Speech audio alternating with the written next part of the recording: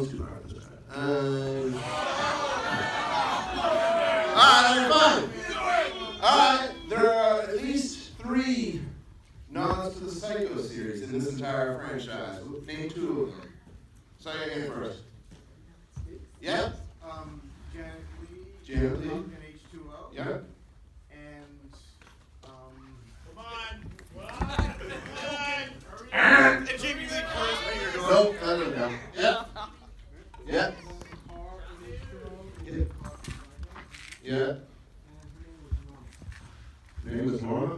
Oh, that's true too, yeah, but yeah, go ahead. Close enough. But Sam Loomis was also from Psycho. There you go. And, what was it? I forget what the other one was. Oh, and well, spoiler for part 5, they killed him off 5 minutes. Alright, who's been covering these 30th anniversary screenings that we've been doing? Alright, good. This next one is super, super easy then. This is its 30th anniversary of Halloween 4. What are the 2 big horror franchises that had their 30th anniversary this year? Yes, I did it first. God damn it. Yes. Nightmare 4. Hellraiser 2, we also did Friday the 13th, the new one. We're running out, man. It's only May. We're all on the big franchise. Which entry in the Halloween series is having its 20th anniversary this year? Boom. H2O, correct. You win.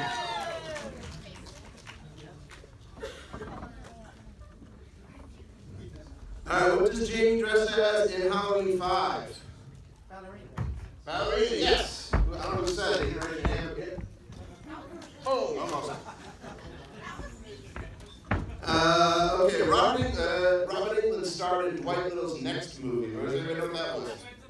Phantom of the Opera, correct. You guys are not far yet. You're too far. I didn't know sports skill whatsoever. I was watching these movies in my whole childhood. This year is the 20th anniversary of another slasher movie with Danielle Harris. She played a character called Tosh. You remember what that was? Urban Legend, correct. You win. Hey, you remember that? There you go. How many more we got? One more. And, all right. Halloween 4 was #1 at the box office for 2 weeks when it was released. And then it got knocked down by, ironically, a John Carpenter movie. Which John Carpenter movie took Halloween 4 down? You? Yeah. They Live, correct. Yeah, you're way in the center, right? So, thank you guys, and let's start the Q&A, right? All right. First up, we have the composer of the film, ladies and gentlemen, Alan Howarth.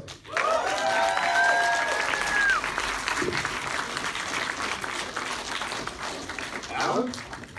It's not me. Alan? You got it? Okay. We have Alan McElroy. Is he ready? Alan! All right, hold it. You guys all want to get Alan anyway. She's here. Danielle Harris.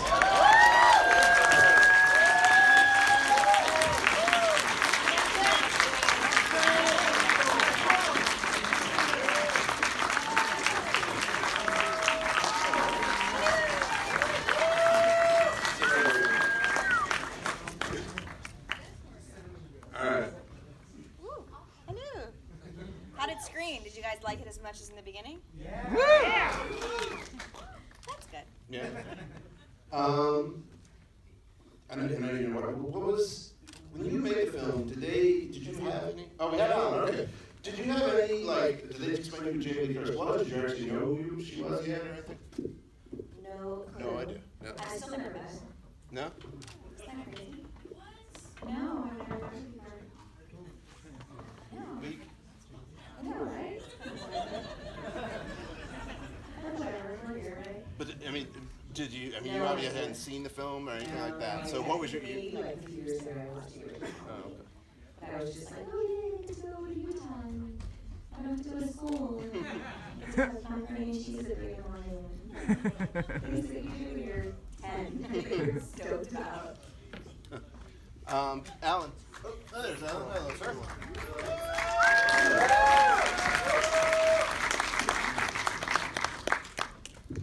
Alan, Halloween 3 came out, and it took a while for people to kind of get used to it. Back then, everybody hated it. Now we're kind of on board with it. Back then, it was not beloved. So the goal for this one was we got to bring back Michael Myers. Were you a fan of the original movies? Were you on that Halloween 3 sucked because no Michael in it train, or did you recognize that movie's actually kind of awesome, but we need Michael?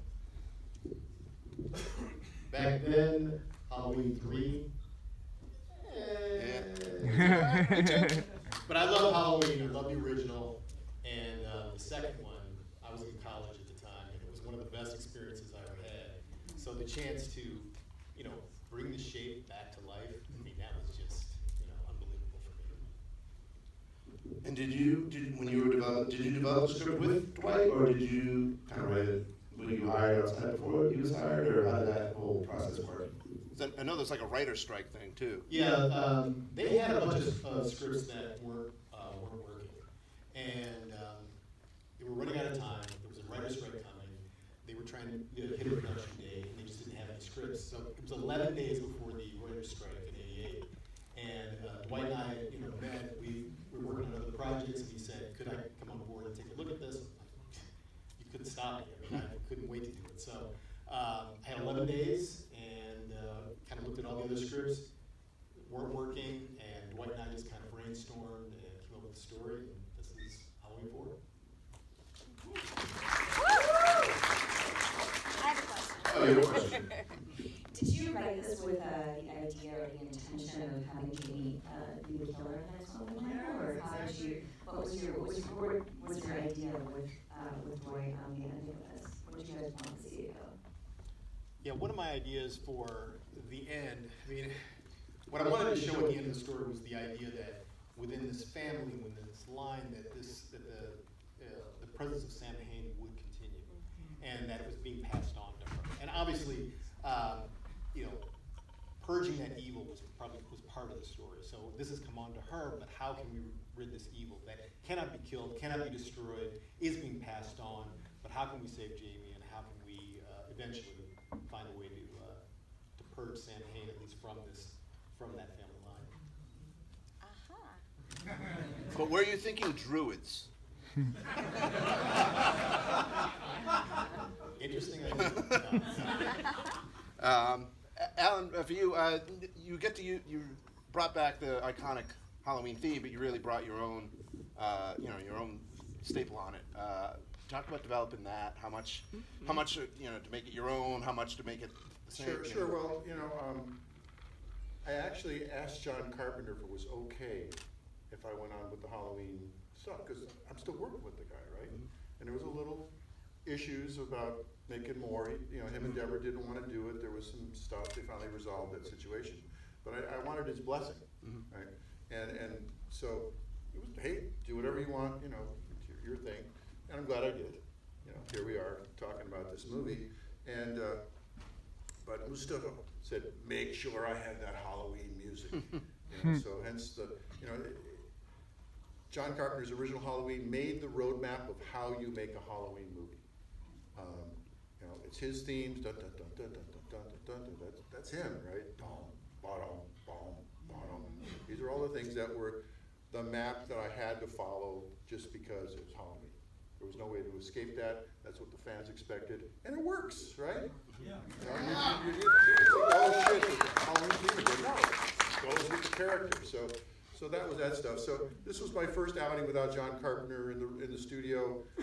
Had the Halloween movie in front of me, and this was really my first outing to kind of do my own thing with Halloween, right? So the notes were there, but I really used a lot of influence from my days of being a young rock musician. I was very much into Pink Floyd and bands like that. So I put a lot of echoes and atmospheres, and I've done a lot of sound design work where I work with sound effects in addition to music. So I put the sounds in the music. So in this case, the score had both the notes and that atmospheric stuff. Like that very opening, before we even get in there, I really liked that. That was really a great setup to take our time to ease into the next Halloween. And for those that are musically inclined, that main atmosphere is actually a sample of a cymbal that's been looped. So it's a kind of thing is actually, a sample of a cymbal, which you wouldn't think of, but you just take the loop and you take the little atmosphere out of it. So that worked out really good. And then, like I said, Dwight came by a couple times to to see how I was doing. But like any good directors, I was doing fine. So he just came by to see how I was going. I'm like, oh, good, keep going. And then finally came time to put the music in the movie. And like I said, I was just make sure I have that Halloween music every time I see that as soon as you see the mask, play that music. So that was that. And then sort of my own addition was the relationship between Rachel and Jamie. You know, there's a da-da-da-da. So that was my new music that I added to it. And I think here we are. We watched it 35 years later. Who would have thought, right? When you're doing it, you're doing it. You know, thinking about coming back to revisit it, but here we are. You know? Danielle, one of the scariest, at least to me when I was a kid, the scariest scenes is that first big one in your room when Michael's under your bed and stuff. If you have any memories of shooting that part, would you like to share? It was still creepy filming that, actually. There were little things that I still would get a little freaked out about. Most of the time, they're trying to make you not be afraid of everything, but there were definitely moments, even just being in the room with the door closed, and everybody is on the other side of the door with monitors, and the camera's not, you just have the camera and everything, they're kind of covered in black, and it's still scary as a kid, I think. I was still scared of things under the bed at that age, so knowing that George is under there going to grab me, the anticipation of it actually happening, something coming out and grabbing you, still scares me about that. It's a great scene. And for Alan, in an original script, the Sheriff Meeker actually got killed off, and they thankfully changed that because I think he's awesome. Do you remember why? Was that like something that you decided on your own to change? Did Bo Starr kind of push it down? Budget. Because Ben Meeker was supposed to die in the house. It was going to be this amazing sort of final battle between Ben and the Shape in the basement of the house. That battle would actually result in a fire breaking out in the basement, and the house was going to go up in flames. And that's part of what drove Rachel and Jamie onto the roof. So you're going to end up with a sequence after that where Jamie and Rachel are on the roof of this burning house with fires chasing them and them having to get off the roof. But we couldn't burn down the house, so no final battle in the basement. So Ben Meeker got to live. Yay! And I guess for both of you, I'm not sure if you were on set or not. Do you remember anything? Let's put to rest an internet rumor. At one point, there was 30 minutes of deleted scenes from the movie. Do you guys remember anything that significant that you filmed and didn't get used? Because I suspect that the internet might be lying to me. For once, I know the internet is really reliable, but I think they might be wrong with this one. As far as I know, the internet is lying. I don't think that we did anything really to make it. Everything was there. Speaking about that roof, we weren't harnessed or anything. And I remember being brought to this field, because the real house was this huge 3-story, gorgeous mansion. And I was like, wow, okay, that's insane. And they brought us to this field where they built this fake roof. And I think I just in my head imagined to be like no higher than kind of where we're sitting right now. And it was like 18, 20 feet in the air. And I remember there was like boxes and some mattresses around the outside, some grips, just chilling, smoking cigarettes, waiting in case we fell off. And it was April, and it was Utah, and it was cold, so it would freeze over. We filmed at night, and there was this horrific layer of ice over these slate shingles. And I think Rachel was wearing like penny loafers with me on her back. I mean, because I don't know if the outtakes you ever saw, like she actually cut her stomach open on it. Oh my god, yeah, that was gnarly. So some things were not necessarily thought out, but it looks great.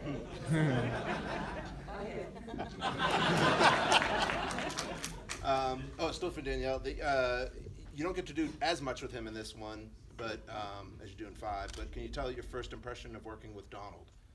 I don't have a ton of memories with him. We did have a lot of stuff.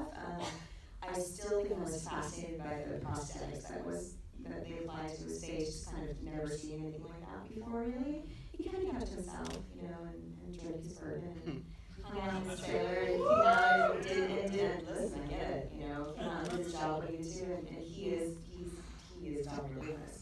I had a little bit more relationship in Halloween 5, so I did have more staff with him. He's just great. There's really no one quite like him. And And Alan, for you, did you get to work with him at all on his character? One thing I've always really liked about this one was that Loomis learned from his mistakes in the first one, because in that one he's like, no, let's not tell the media, let's keep it quiet. And this one, it's like the first thing he does. He's like, no, get everybody. Well, that's one of the things I wanted to do in the movie is have characters make, as best as you can in a horror movie, make smart choices. In the first movie he had a 6-shooter, and this one he's got an automatic. Yes, he makes, that the sheriff doesn't just, deny him and say, oh, he's crazy, and then wait till you see the dead bodies. It's like, okay, this is happening, let's take care of it. But this was my first produced credit, and it was a great experience because I got to spend 2 weeks on set, hang out with Donald Pleasance, and just, got to talk to him and kind of, listen to him reminisce about, sort of the history of film, and he was an amazing, amazing man. It was really something. Thank you.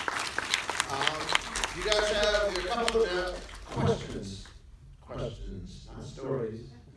Questions for these guys. Say your hand first. I don't know if you can answer this. I don't know if this is a little question or not, but in the schoolhouse, for a second, we see like the Ben Tramer blonde hair for a second, and I always wanted to know that. I mean, I saw this in the theater when I was a kid, and I was always just wondering why was that. I don't know if that was a Ben Tramer homage or just edited messed up. For quite a while, well, initially what we wanted was to use the original mask from the original from the first movie. When we got a hold of that mask, as it turned out, that the blonde hair, it had been bleached or something had happened to it, but the hair was blonde. For the 2 weeks I was there while we were shooting, that was the mask that we had been using, and we realized, okay, we can't use that mask. It's just not working for us. So they went back and actually reshot a lot of that with a different mask. But that particular sequence, we couldn't go back and reshoot because it's a stunt throwing him through that window. Right. So there was just no way to cut around it. So for that split second, you got to see that mask. All right, 30 years of that bothering me. Yes, sir. When doctor's typewriting, it says Michael M.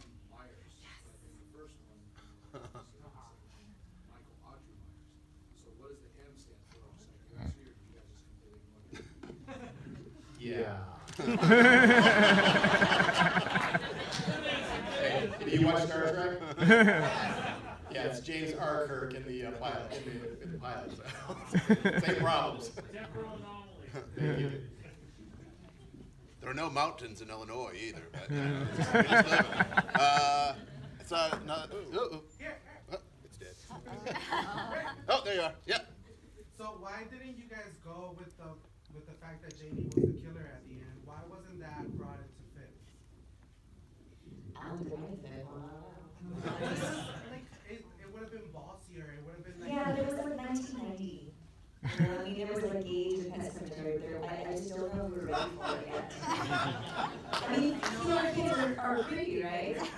Now, but I don't know if like back then that would have been realistic. I mean, a little girl in a costume killing people, like, I don't know. I mean, A female killer would have been amazing. yeah, but it was a little girl dressed as a clown. Also, let's not forget, no one was exactly receptive to Halloween 3 not having Michael Myers, so they probably didn't want to risk.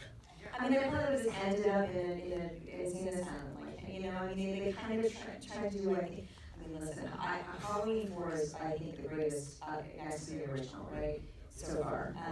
Halloween 5, I thought, is a great movie as its own thing, not 5. You can't follow 4, in my opinion, with 5, because it's very, very different. But, 5, the lead thing, and, going to shop, there's a lot of things that were really influenced by our director. But I don't know how it would have been different. Maybe if they make a Halloween 5 now, which I think would be the next one, I think the Max is killer or something. I think I'm done, but we'll see. Yeah, right here. On screen, Michael seems to transport really. He ends up in a lot of places. I'm wondering if script-wise, that was an intentional thing, because he seems to show up. Like, this is the only one versus the others that he seems to really get a lot of location. He's a mover and a shaker.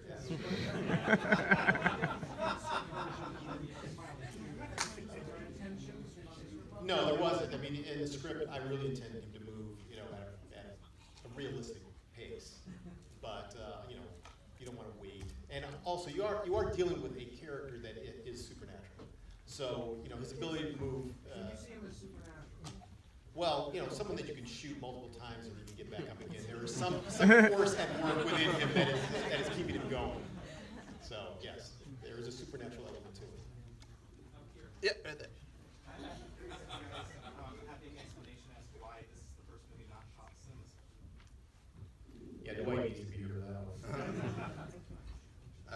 So I heard somebody up here. Yeah, okay. I can't see you, but I'm assuming you're up there. Were there ever plans in the script to give the character of Lindsay Wallace a larger role? Like, I know she picks them up to take them to the costume store, and that's kind of it for her. Were there ever plans in the script? Or Yeah, Lindsay was, you know, back then we didn't have the term yet, but it was, you know, sort of my Easter egg. You know, I was always trying to drop little elements of, you know, from the original movie into the story. Wait, making that's some who that connection. was supposed to be? Yes. Oh. Thank you. I had no idea. I thought it was Rachel's friend Lindsay. Oh, duh. I should be on the internet more. Well, I seriously had no clue. Ah. Yeah, right here. Okay, All right. this might be a good one for you. Smart ass one, but a good one. Oh, Good to God. see you. Okay, so at the end of Halloween 2, Jamie Lee Curtis shoots Michael in one eye and then the other eye. So logically, he would be blind in Halloween 4. So is he just going off of some extra dog sense? Also, we did. Thank you. He also blew up. Could also be dead.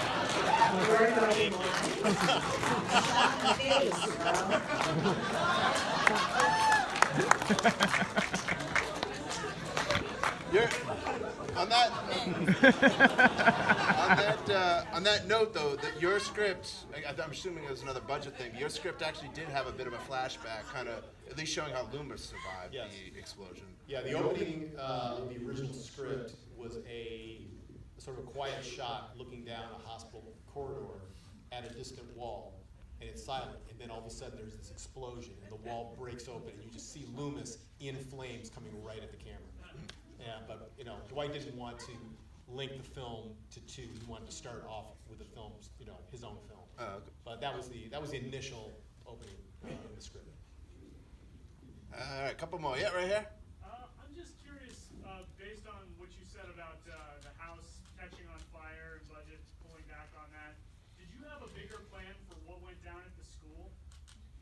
There was actually a sequence in the school that Mustafa then actually used in Halloween H2O, where Jamie hides in one of the classrooms, and we see Michael searching for her in the classroom, and he's, you know, going from table to table, driving a knife through the different tables, hunting for her. But we ran out of time in terms of shooting, so we just did that little moment in the hallway, and as you'll see when she runs outside, again, running out of time, that's all, that shot with, you know, sort of the beer bellies outside meeting her, that's all shot in the master. With a cutaway back to the school just to show that the interior is empty, but it was, you know, it was all about time. Thank you. All right, one more. There's another guy. No? No last one? Oh, right here. Why is the original mask always used for the covers instead of the mask in the movie? That would be a marketing question. All right. Final thoughts on the movie, guys? I know you guys, Alan, you decided. When was the last time you had watched it? Oh, I haven't seen it, at least 15 years. You know, one of the problems of working on the movie is you can't really sit in the audience after you've done it. You're too involved. You know, the director's worrying about, that shot I never got right, and the edit's crappy, and you know, I watched for lip sync and stuff like that, and you know, so you just kind of get away. So this, I watched it. You know, I was in the audience tonight with you guys, and it still holds up. It really does. I mean, that's what we're resisting.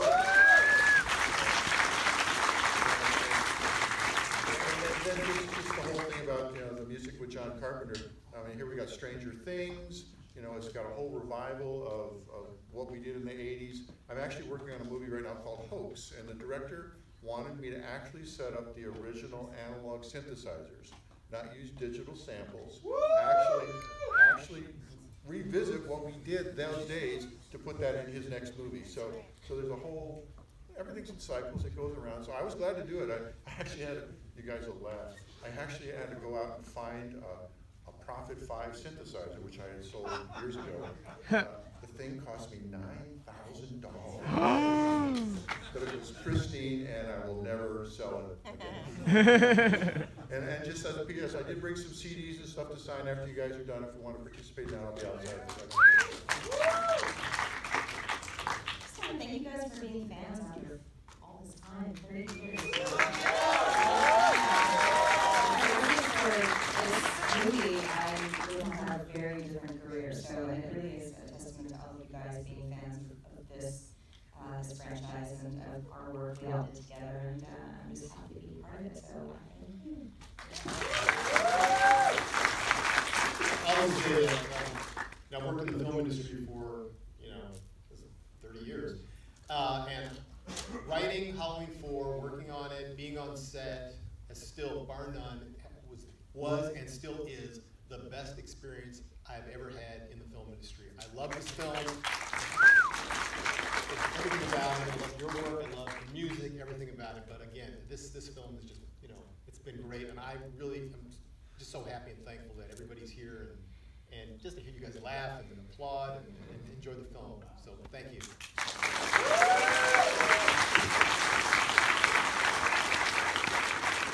I wasn't in it. We have, before we go, we have a special cake presentation to bring up. Some delicious Halloween cake. It looks like a knife and a man's cake. Nice. Nice. What's the name of the cake? Black Magic Cakery. Black Magic Cakery, folks, if you would like, I would like.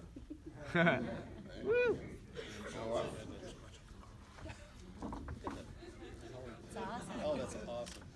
Halloween 4 and everything, fantastic. Oh my gosh. Great work. Yeah. Sorry.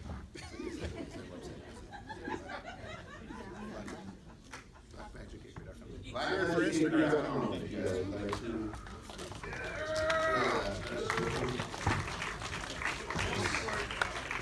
Is the knife edible? Yeah. Knife is edible. Everything's edible? Neat. Alright. Thank you so much. That's awesome. Alright, so the cake that we will be out in the bar. You guys want to hang out for a bit? Grab another drink.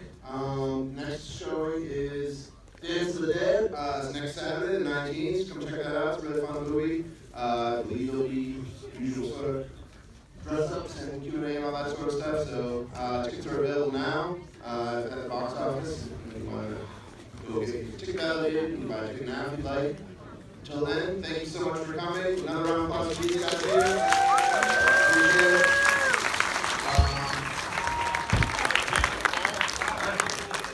You guys can just stay seated for the summer. I guess I have to skedaddle too. So you guys can just stay seated for a second so that we get going.